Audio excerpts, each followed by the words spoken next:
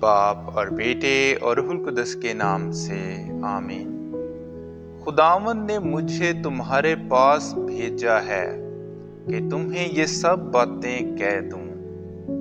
ہمارے لیے آج کی تلاوت ارمیہ نبی کی کتاب، اس کا 26واں باب اور اس کی 11ویں سے 16ویں اور پھر اس کی 24ویں آیت۔ تب کاہنوں اور نبیوں نے سرداروں اور عوام سے بات کر کے کہا کہ اس آدمی پر قتل کا فتویٰ ہے، کیونکہ اس نے اس شہر کے خلاف نبوت کی، جیسا کہ تم نے اپنے کانوں سے سنا۔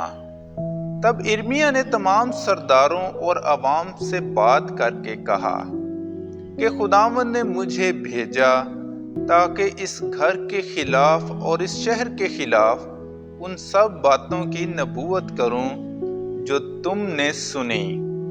بس اب تم اپنی راہوں اور اپنے اعمال کو سدھارو اور خداوند اپنے خدا کی سنو، اور خداوند اس بدی سے جو اس نے تمہارے خلاف کہی رک جائے گا، اور دیکھو میں تمہارے ہاتھ میں ہوں۔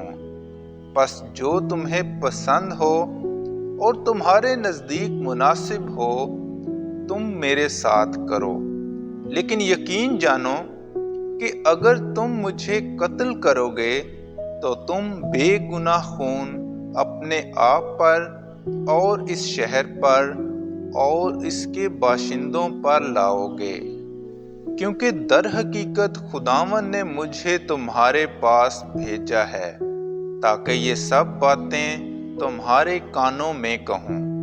تب سرداروں اور عوام نے کاہنوں اور نبیوں سے کہا کہ اس آدمی پر قتل کا فتویٰ نہیں، کیونکہ اس نے خداوند ہمارے خدا کے نام سے ہم سے بات کی۔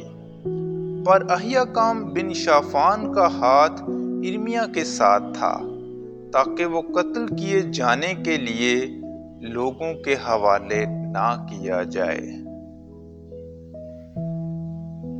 پاک کلام کے پڑھے اور سنے جانے پر خدا کی برکت ہو۔